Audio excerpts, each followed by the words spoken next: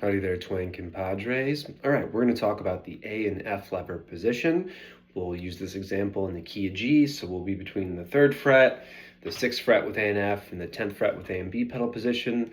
This lesson goes out to Randall. He asked this question on kind of what are some things you can do with the A and F. He expressed kind of just doing this kind of thing, right? Just kind of moving past it. But what can you do if you hang out in that position? So let's explore that a little bit. So I'm at the 6th fret, the key of G. I'm in the A and F lever position. All right, so let's look at the chord tones here. Let's go across all the strings. What do we have? With the A pedal in, I've got a root. With the E raised, I've got a 3rd. On the 7th string, I've got a 4th. 6th string, 5th.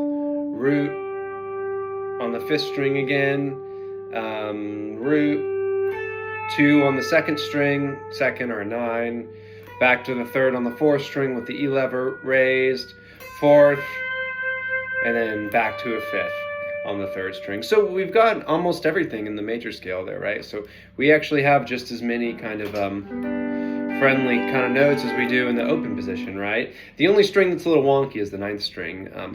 That would be a flat 9 in this context, which is, we can use it, but you know, I don't think that's exactly covering what Randall asked. So let's look at kind of the first thing we can do here, right? And I want to say too, like I always look and try to identify the degrees of the scale and the chord tones first, because then I can have some frames of reference of knowing what pedals and what knee levers are changing what and how those can sort of affect the sound or what sound we're trying to create. So the first thing I think of here is just going in and out with the A pedal, right?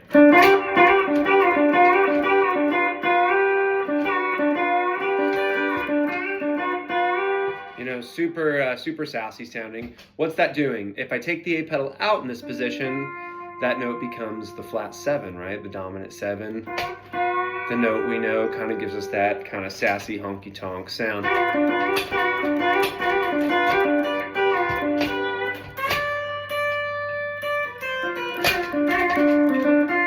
You know, you can come up with your own countless licks there, but you know, that's something I think is always a safe place to start, right? What can the A pedal do there?